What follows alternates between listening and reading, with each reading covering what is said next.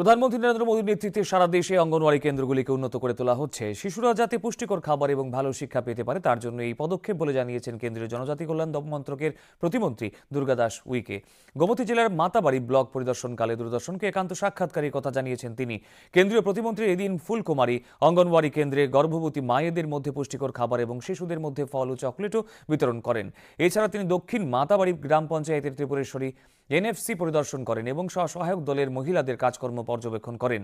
Matabari ADC ভিলেজের গার্জি এলং PM Janman multipurpose সেন্টারও পরিদর্শন করেন তিনি। তাঁর সাথে দুই বিধায়ক অভিষেক দেবরায়, রামপদ জমাতি এবং প্রশাসনের উচ্চপদস্থ আধিকারিকরা উপস্থিত ছিলেন।